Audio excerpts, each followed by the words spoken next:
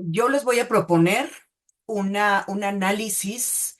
desde la ética civil para poder pensar, para poder reflexionar y tener una perspectiva para tratar los dilemas bioéticos en justicia reproductiva. Y bueno, para ello primero hay que entender que la justicia reproductiva es un tema crucial de la agenda bioética, pero sobre todo de una agenda bioética laica, entendiendo que México es una república laica, como bien lo dice nuestro artículo 40 constitucional, y la justicia reproductiva es un problema universal, es una problemática global, podríamos decir, que debe estar enmarcado y debe estar fundamentado en lo que podríamos llamar el discurso de los derechos humanos. Ahora, entendiendo los derechos humanos, pues en toda su integralidad, llenando de contenido sus principios, la libertad, la igualdad, la dignidad, en este caso la dignidad de las personas, para evitar situaciones injustas, para llegar a o tener acceso a la justicia, pero sobre todo para evitar situaciones injustas en materia de salud reproductiva. Y por otro lado, pues entender que los derechos humanos son universales, progresivos, interdependientes, están concatenados unos con otros, es decir, todos son igual de importantes. Y por ello, entender el avance de los derechos de última generación, como son los derechos sexuales y reproductivos, hay que hacer un recorrido de la legislación internacional, el andamiaje jerárquico de las leyes internacionales a los que nuestro país ha suscrito, como es la Conferencia Internacional sobre Población y Desarrollo en el Cairo en 1994, donde empezaron a conceptualizarse los derechos reproductivos en su programa de acción. Y también es importante ver pues el poco tiempo que lleva este desarrollo, y sobre todo que fue en esta conferencia del Cairo donde se empezó a discutir la autodeterminación sexual y reproductiva de las personas, es decir, la autonomía. Se empezó a pensar y tener acciones en el ámbito político y jurídico con recomendaciones a los países para materializar la igualdad entre hombres y mujeres y también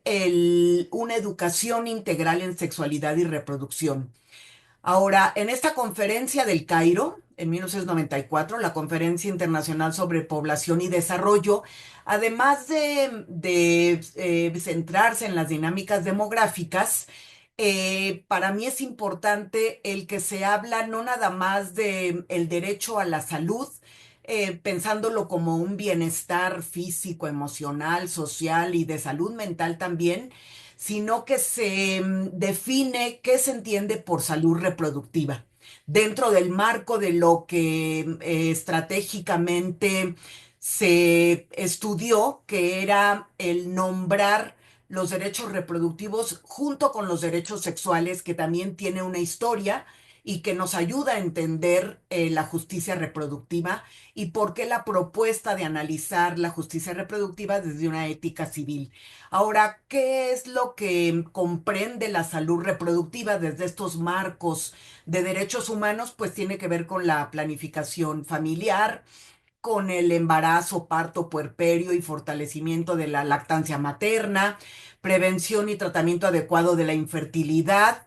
Tiene que ver también con prevención, cuidado y tratamiento de enfermedades de transmisión sexual como el VIH, en dar información, educación y consejería en sexualidad y en salud reproductiva a las personas en todos los países, prevenir el aborto inseguro y manejar las consecuencias del aborto inseguro, prevención y vigilancia de violencia contra mujeres, cuidado de sobrevivientes de violencia y acciones para eliminar prácticas tradicionales dañinas como la violencia sexual, por ejemplo, o el embarazo a causa de un delito como la violación sexual. y una referencia oportuna para hacer el diagnóstico y manejar todo esto que comprende la salud reproductiva. Entonces, si lo vemos como un dilema bioético complejo, la salud reproductiva, pues lo que proponemos y en algunos círculos en los que se ha estado estudiando estas cuestiones, como en el Programa Universitario de Bioética de la UNAM, pues aplicar valores morales en las ciencias de la vida y de la salud, es decir, una praxis filosófica desde una ética del cuidado y desde una ética de la responsabilidad. Pero aquí pondría más énfasis en una ética del cuidado para poder estudiar los dilemas bioéticos en justicia reproductiva, y esta ética del cuidado puede estar complementada por lo que algunos pensadores y pensadoras han llamado la ética civil, que significa una ética de máximos, es decir, poner en el centro la autonomía, la autodeterminación reproductiva y apostando por la beneficencia y no nada más quedarnos en una ética de mínimos que va hacia evitar situaciones injustas o hacia el acceso a la justicia, por ejemplo, cuando hay que hacer justiciables y judicializables los derechos reproductivos. Entonces, los principios de la bioética, aquí estaríamos enfocándonos en la autonomía, en la dignidad y determinación propia de los actos de las personas y sobre todo en la búsqueda del máximo beneficio. Ahora, ¿por qué pensar desde una perspectiva de la ética civil? Como diría el filósofo del derecho Rodolfo Vázquez, y creo que esto es importante y nos sirve para pensar los dilemas bioéticos en justicia reproductiva. La ética civil es el conjunto moral mínimo aceptado por una determinada sociedad donde se salvaguarda el pluralismo de proyectos humanos, la no confesionalidad de la vida, es decir, la laicidad del Estado en el ámbito de lo público, y la posibilidad de una reflexión ética racional. Aquí un apunte sería pensarlo también desde no nada más desde una reflexión racional, sino desde un sentipensar, desde la experiencia del cuerpo, desde la experiencia de un cuerpo que tiene las capacidades reproductivas, ¿no? Mujeres y personas con capacidad de gestar. La ética civil, dice este pensador, es un proceso de decantación efectuado a través de vicisitudes y confrontaciones sociales. No procede de un ejercicio académico y lógico puro, sino de la vida social misma, de los arreglos societales, de cómo vamos pues cambiando, cómo va mutando el devenir de lo humano y que está lleno de complejidades, de acuerdos, de desacuerdos, de negociaciones también. Busca acordar un mínimo de orientaciones y normas morales en nuestras sociedades democráticas y plurales, ¿no? Pone en el centro esa pluralidad de formas de vivir, de ser y de estar en un cuerpo, de proyecto de vida o de libre desarrollo de la personalidad. Entonces, la ética civil es una ética mínima en el sentido de que se trata de un conjunto de normas morales que se pueden defender argumentativamente para toda la sociedad. Aquí no caben verdades unívocas, no caben dogmas, sino que en el ámbito de lo público tiene que poderse argumentar o deliberar, por ejemplo, en una deliberación parlamentaria. Esta ética civil está sujeta al principio de la universalización y por tanto de la justicia. Es suficientemente amplia para garantizar la vida pública en común, una normatividad necesariamente abierta en la búsqueda de respuesta a la circunstancia sociohistórica de vulnerabilidad de los seres humanos. Aquí es importante la vulnerabilidad, es importante pensar en la interdependencia que tenemos también, por eso hace un momento hablaba de la ética del cuidado y sobre todo esa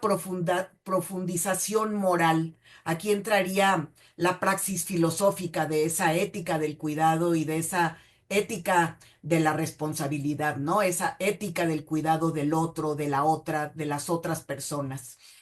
Y hablando desde un punto de vista biocultural, pues pondríamos en el centro la autonomía personal frente al perfeccionismo y paternalismo ético-jurídico. Eh, Aquí hago un énfasis especial en la autodeterminación sexual y reproductiva. Como decía, la laicidad e imparcialidad del Estado, el principio de igualdad en términos de no discriminación, ¿sí? El principio de igualdad, que es una abstracción, ¿cómo lo vamos a aterrizar en una igualdad sustantiva, igualdad de trato, igualdad de oportunidades, igualdad de acceso a recursos, para llegar a una igualdad de resultados? En este punto también las relaciones desiguales de poder, es decir, igualdad en términos también de no dominación, de no relaciones desiguales de poder o de sometimiento. Y por último, tomar en cuenta las diferencias, el derecho a la diferencia, a ser diferente a un paradigma masculino o androcentrado de lo humano, la diversidad cultural, la diversidad no nada más en términos sexogenéricos, sino esa diversidad cultural que se tiene que atender en un análisis bioético que tenga que ver con situaciones de justicia reproductiva, pero sobre todo centrarse en el discurso de los derechos humanos, ¿no? En esos mínimos que tenemos para poder llegar a consensos, para poder llegar a análisis justos y para poder entender entonces que la ética civil nos puede ayudar para analizar los dilemas bioéticos desde una bioética contemporánea, plural, en materia de justicia reproductiva.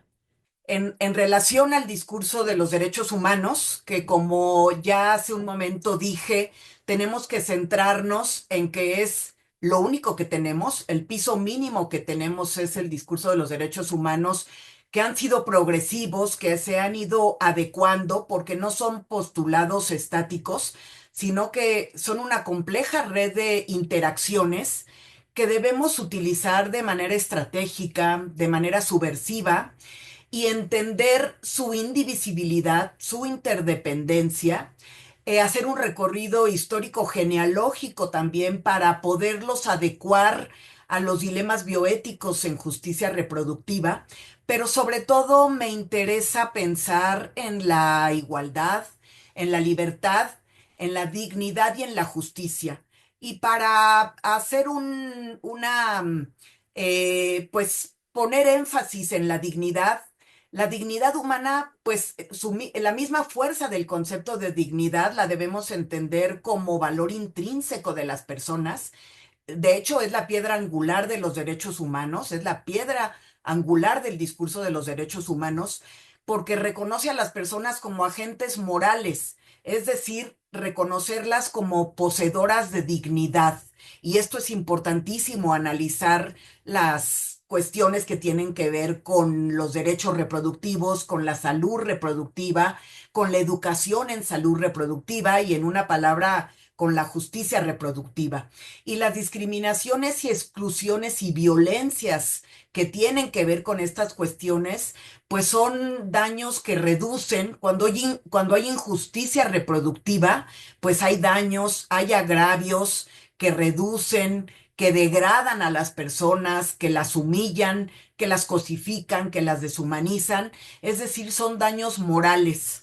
Y por ello es importante pues entender la dignidad como algo valioso para la vida de las personas, no como mérito, sino como valor intrínseco. Una dignidad excluyente, por ejemplo, que niega a las mujeres y a las personas con capacidad de gestar, que serían los sujetos feminizados también, o los hombres trans, que niega el reconocimiento de ese valor intrínseco y son consecuencias de la exclusión y la negación del reconocimiento de las personas como agentes morales. Por lo tanto, pues la palabra dignidad tiene connotaciones importantes que creo que en una bioética contemporánea deben tomarse en cuenta y posee un valor intrínseco, la dignidad, cómo la llenamos de contenido, ya que significa que marcas identitarias como la raza, la clase, la etnia, el género, la orientación sexual, la edad, no deben tener peso alguno para determinar si una persona posee dignidad. Y por tanto las personas deben ser tratadas como fines en sí mismas y no únicamente para los fines externos, llámese mercado, llámese otras personas. Por eso los dilemas bioéticos en justicia reproductiva, aunado al avance de la técnica, al avance de la ciencia, por ejemplo, en cuestiones de reproducción asistida o de gestación sustituta, son tan importantes de tomar en cuenta, poniendo en el centro la dignidad, así como poniendo en el centro también la libertad, la igualdad, para evitar situaciones injustas. Y centrándonos, como ya decía, en el discurso de los derechos humanos, centrándonos en sus cuatro principios que hay que llenar de contenido, hay que analizar la singularidad de cada caso también en los servicios de salud reproductiva para evitar situaciones injustas en los servicios de salud reproductiva. Creo que es muy importante, pues, lo que se ha llamado la perspectiva de género. Creo que es muy importante el atender qué significan las barreras e implicaciones que tienen las desigualdades y exclusiones de género en todas las esferas de la vida, pero sobre todo en la esfera de la salud en general para todas las personas, pero sobre todo la salud reproductiva para las mujeres y las personas con capacidad de gestar. Es decir, los efectos del orden binario y jerárquico de género que ordena el mundo. Un orden binario, jerárquico, heterosexuado y asimétrico de género que produce efectos en la subjetividad de las personas, pero también efectos en su cuerpo, en sus relaciones y principalmente pues en su autonomía o autodeterminación reproductiva.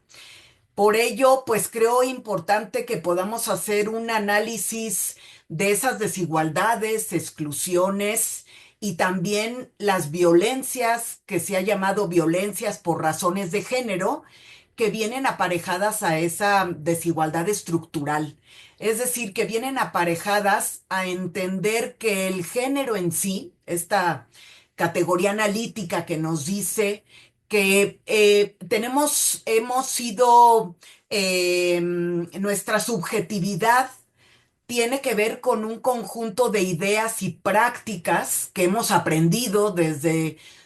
los aparatos ideológicos de Estado, diría la filosofía, la familia, la escuela, la iglesia, la comunidad, las políticas públicas. Es decir, que hemos aprendido una serie de ideas de cómo representarnos, de prácticas y de prescripciones de un deber ser que una cultura desarrolla desde la diferencia anatómica entre los cuerpos. ¿Para qué? Para simbolizar y construir socialmente lo que es propio de los hombres, es decir, la masculinidad, y lo que es propio de las mujeres, la feminidad. Y aquí entrarían no nada más mandatos, roles y estereotipos de la feminidad, sino también lo que han llamado algunas teóricas un deber ser materno o un deber de maternidad, donde la valía de las mujeres es el ser unas buenas madres esposas, por ejemplo, ¿no? Ese rol social que da valía a las mujeres. Entonces, entendiendo el género como una producción sociocultural de esa diferencia sexual que se lleva a cabo de manera jerárquica y asimétrica, ¿cómo podemos llevar estas reflexiones a entender los dilemas bioéticos en el ámbito de la justicia reproductiva, sobre todo en la atención en los servicios de salud reproductiva, el cómo entender este principio de igualdad, que en pocas palabras iría aparejado de las libertades, entender la libertad también de la mano de la dignidad humana, como decía hace un momento, porque no podemos hablar de derechos humanos sin redefinir el principio de igualdad en esa integralidad de los derechos humanos, tomando en cuenta la diferencia sexual, ¿sí? Tomando en cuenta a las mujeres y a las personas con capacidad de gestar en este ámbito de la salud reproductiva, de los servicios de salud reproductiva, de la justicia reproductiva. Es decir, la igualdad es un principio complejo, como les decía, es una abstracción jurídica que debemos aterrizar a la vida cotidiana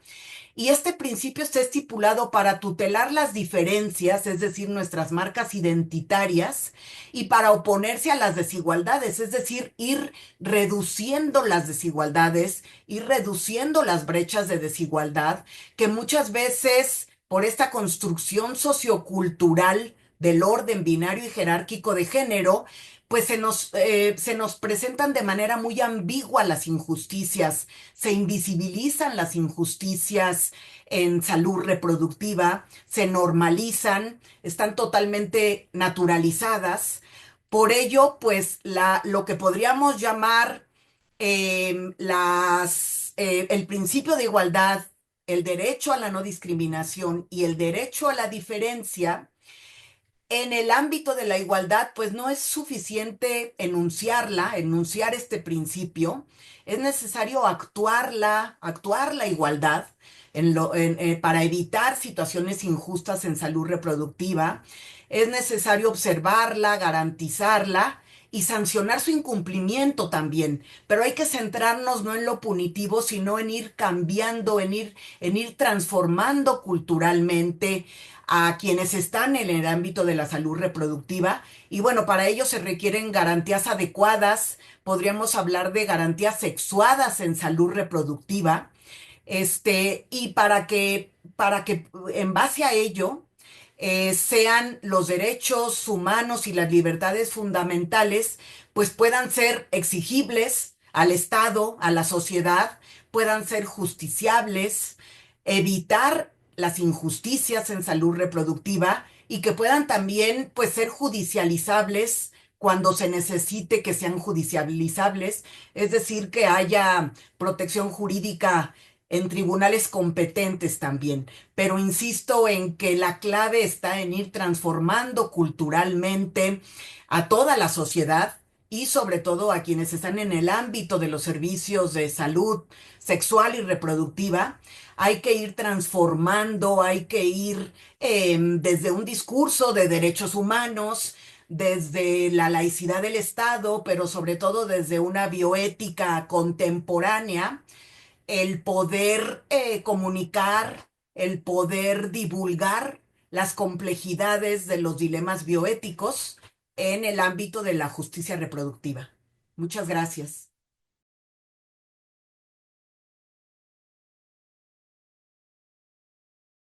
Gobierno de México.